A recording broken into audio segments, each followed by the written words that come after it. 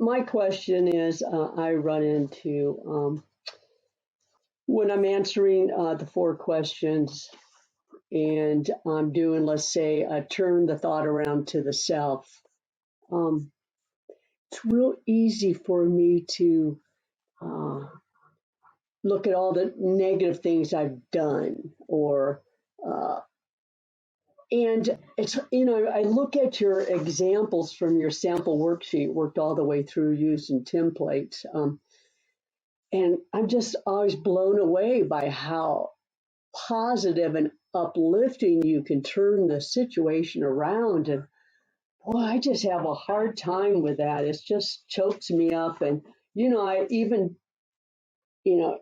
recently just used some of your examples on my own and just almost type them up literally to get myself moving. And, it just felt really uplifting and wow.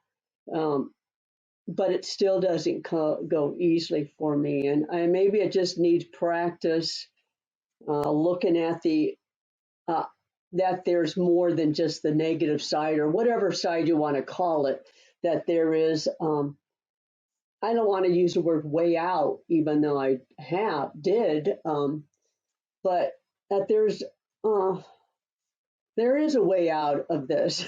It doesn't have to be so negative, I guess. And um, I could think of a positive or uplifting way. I don't know. That's a great question. And I think the short version is that it's comes with experience. The first, you think of the first step that a little child takes, they move forward, but they go too far and then they fall. So it's like each turnaround is like it's like turning the whole mind in an opposite direction, and the mind doesn't know how far to take it, so it just goes too far and it goes into the negative. And it can, with experience, a child learns to, while moving forward, already start shifting the balance so that they're not going too far forward and they're ready for the next step. And so they're kind of anticipating they're almost like braking even as they're accelerating. There's a certain control there where they have uh, a little bit of both happening at the same time. And so when I'm doing the work and I'm looking for examples of how the turnaround is, how I'm doing the same thing that the other person is doing, in other words, the turnaround to the self, the first the first way I might do it would be just be like, oh my God, I do that, I'm terrible. And then just start beating myself up. It's very common to do that. But the way I like to hold it is I like to hold it as a balance to the original statement. So they're doing something that I don't like. Turns out I do the same thing. And then I kind of hold those two together. So it's like there's a little break happening there at the same time where I'm saying, oh yeah, they're doing that and I'm doing that. Look at us. We're both doing that. We're both human beings doing the same thing. And that leaves me in a place of feeling okay. I feel expanded because I'm no longer blaming them, but I also haven't jumped into blaming myself. And and that's that little balancing act that comes with experience. That's all I can say. But the trick of it, from my point of view, is always keep the turnaround in the context of the original statement and in the context of the moment that you're looking at. So, if I'm looking at a specific moment when somebody said something mean to me and I'm working the question they're mean to me, then I can turn it around and go, I'm mean to me. And I might start finding examples of all the times I'm mean to me in my life. And it's going to be overwhelming, right? That's like overkill. But if I just look for how I'm being mean to me in the moment when I think he's being mean to me, now I just see, oh, right, he's doing his thing. And then I'm taking it further and doing my thing to myself. And that's actually really freeing to see because it's empowering.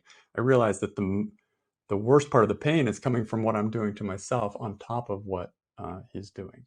So the context, like holding the original statement and the moment there when I'm finding the examples really helps a lot. And for another part of that is if he's being mean to me and then I see I'm being mean to me, there's like, okay, there are two parts to this. There's an inner thing that I'm doing to myself. There's an outer thing. I can't control the outer, but I can control the inner. So it's giving me a sense of more control. Or I'm being mean to him. He's being mean to me. We're just doing what human beings do, which is sometimes we're mean to each other. And it's understandable. He's probably believing some stressful thought himself. I certainly am believing some stressful thought, and then it balances the it kind of levels the playing field. So it's a delicate hold, and when you first start, um, it can feel it may feel difficult to hold it that way. So just one of the things that helps a lot is watch videos, listen to recordings, read transcripts. Familiarize yourself with people that have done a lot of the work, and you'll get ideas of how these two opposites can be held together without causing more stress.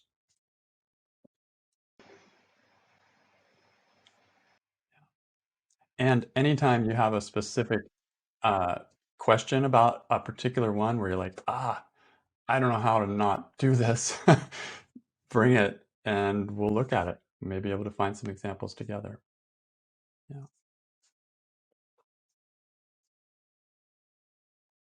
All right. So any other question or any other kind of situation if you'd like to do a little piece of work. And my favorite thing about the work is it doesn't have to be big situations. It doesn't have to be like, the major ones, although they are great to work too. But just the little small moments in a day can often be very illuminating when you bring them into the work. So I often keep an eye out for that kind of situation as well.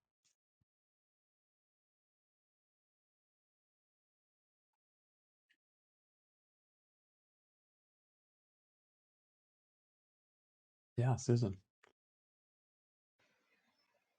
Um, yeah, I have one that I tend to be looking at a lot of really uh, uh, deep, stressful issues, and look forward to starting just to do my day, daily stressful. And Yeah. maybe I should focus just on the daily ones instead of always these deep, dark, secrets I have. But I do have one, and I'd like to, and I want to schedule a time with you one on because it is pretty personal. And Sure. so Yeah, I'll send you an absolutely. email Yeah. after this and do that first because, it feels like a big deal for me. It feels really fearful of me to let this cat out of the bag, so to speak. So, Absolutely. That's the value of private sessions, that they're just for you to be held one on one, and it's just for you. These open sessions are there for all of us to benefit from each other, and that's a different value. But there's a good reason why I have private sessions. So yeah, feel free to okay, contact me and set something up. great.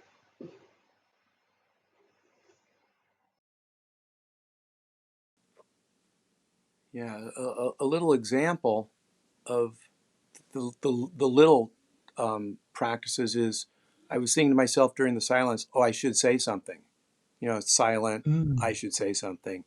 And the very little, and I said, well, is that true? No. And then the turnaround was just like, no, I don't need to say anything.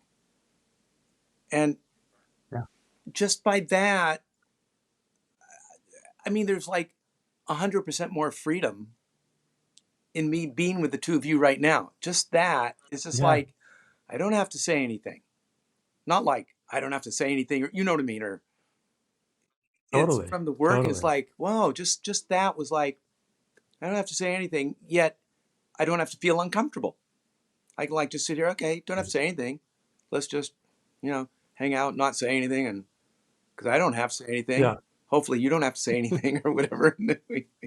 So It's very a cool. really cool phase to be Very in. cool. Yeah, I've done the work on that myself because I've been doing these open sessions for I don't know 5 or more years, and there've been plenty of times where we're just like, okay, well, I don't know, do you have anything? No, do you?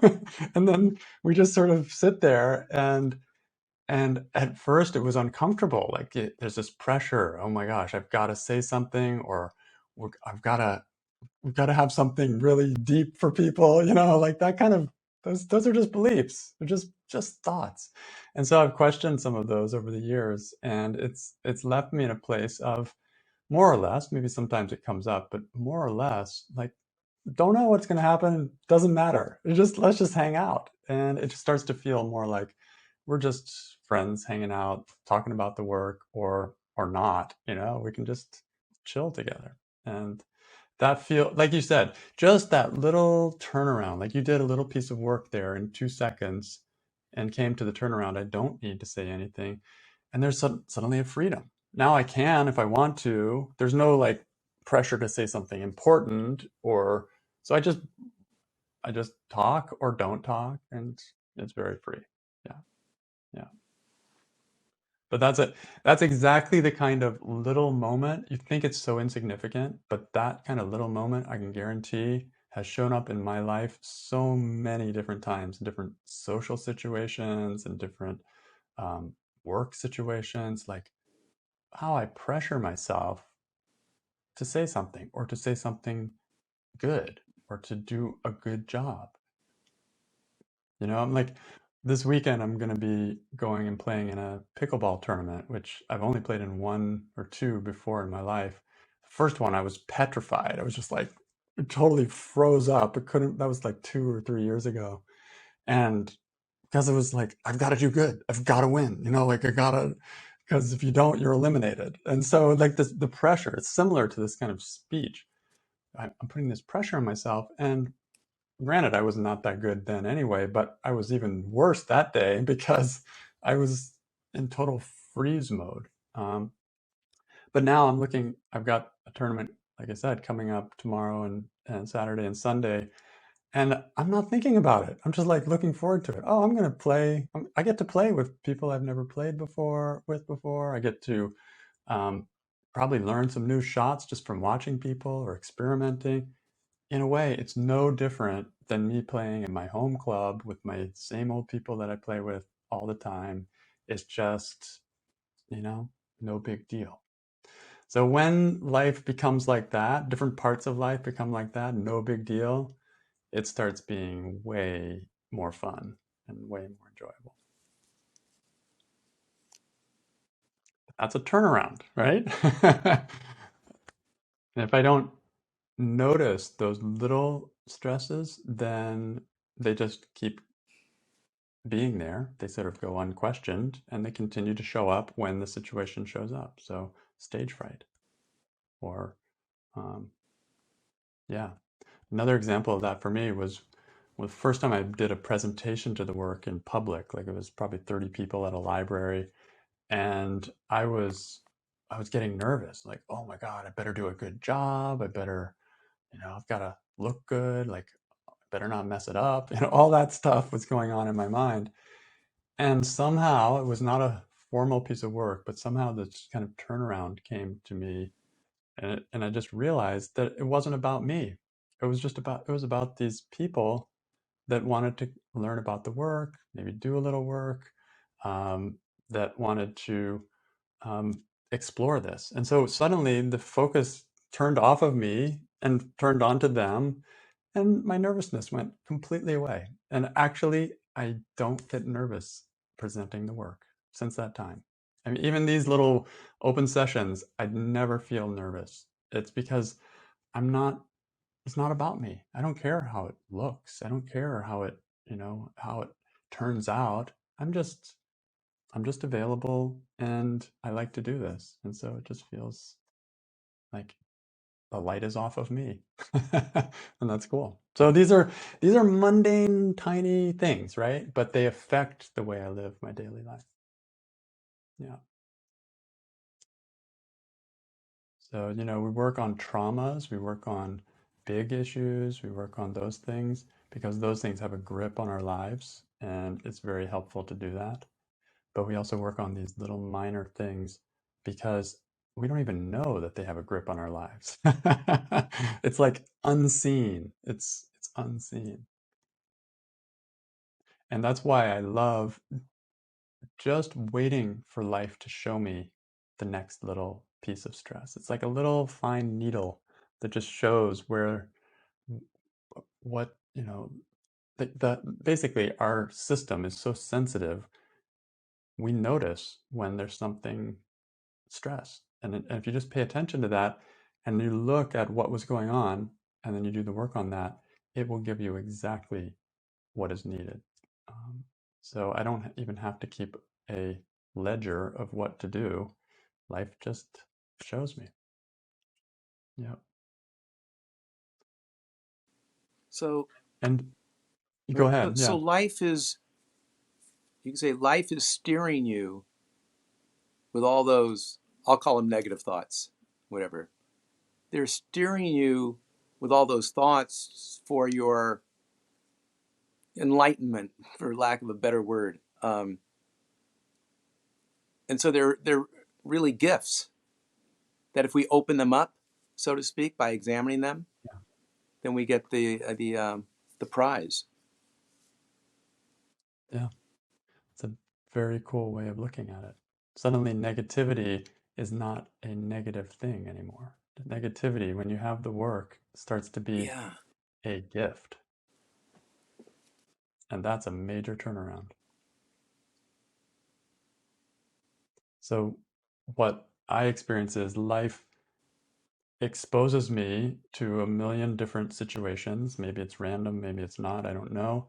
But I get exposed to lots and lots of different situations throughout a day or throughout a year. And by chance, it's going to hit on some places where I still have stressful beliefs. It's just going to. By the sheer numbers being presented to me, it's going to hit on some of those points where I'm still asleep, still confused, still stressed. And so when it does, great. I now know what to work on. And when I do, it starts to change that knot of stress into something a little lighter and something a little more clear. And then life will keep presenting stuff and it will find that spot again. And if it's totally clear, it's not going to have any reaction. But if it's still got some stuff, it will get triggered again. And great, I'm going to go for round two and just keep cleaning it out until at some point there's just not much that gets me, right? I still get gotten, but they're less intense, they're less frequent, and that's the progression I've noticed over the years. It just keeps getting easier. And it gets more interesting. There's these little things like they're so hidden. They're actually some of the biggest ones because they're the ones that I want to hide out of the way. They're the ones I really don't want to deal with. So I think, oh yeah, this little thing, and I could just brush it by. But when I really am open to going in and looking, it's like, holy moly, wow, I had no idea that's been holding me back my whole life. And now it's not. So that's the fun of this. It gets more fun the more you do it because you're not like, it's not as dire. That's my experience. It's not as, I don't have to do the work. That's the feeling. It's not as, I'm not as desperate to do the work. I still have to do the work, but I don't have to. And that takes the pressure off and allows me to think of it as, oh, what will I learn? And and and then when I'm open like that, I often learn things that are very unexpected, very unexpected.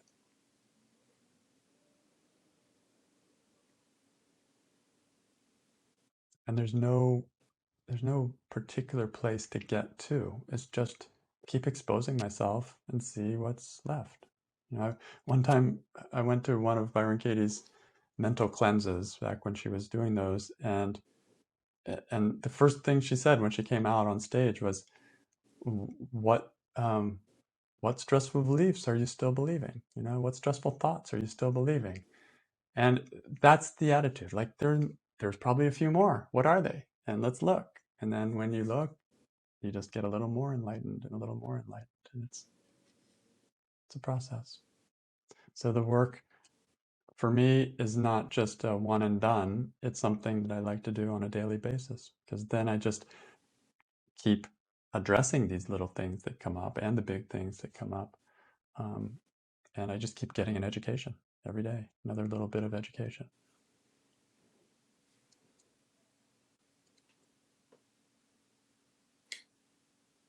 Do you find that with the amount of practice that you've had with it, that when the stressful thoughts come up, that you more immediately have a certain amount of compassion for them because they're going, the gift that they're going to give you?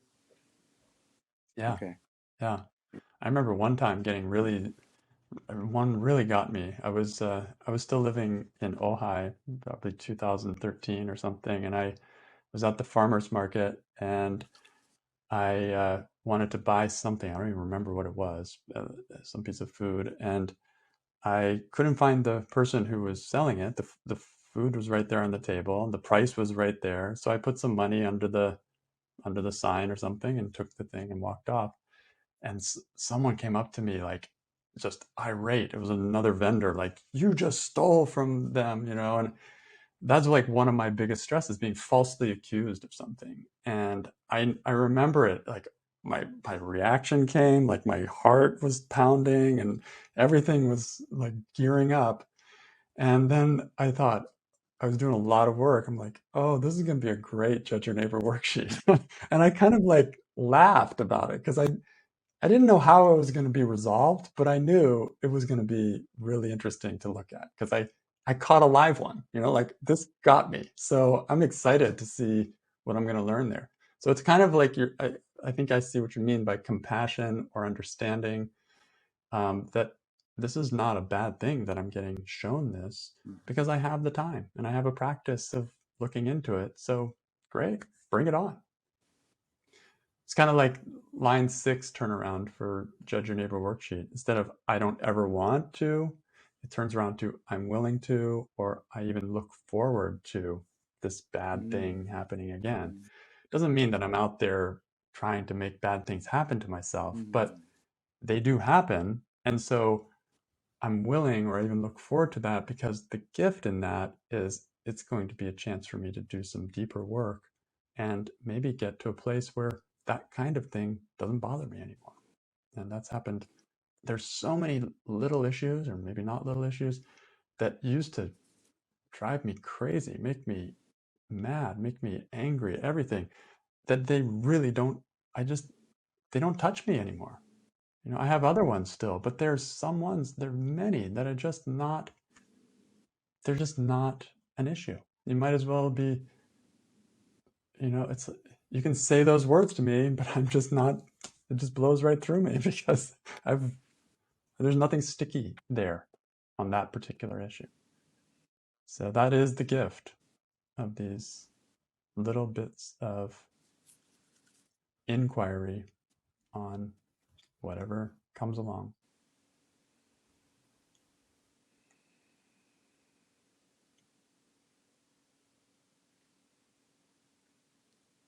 So that was fun. Thank you guys. Really nice to hang out with you guys. Just chill and no motive here, just go with the flow. So that's how I like these open sessions to be. And there's never any pressure from my side that anyone has to do the work or anyone has to even ask a question.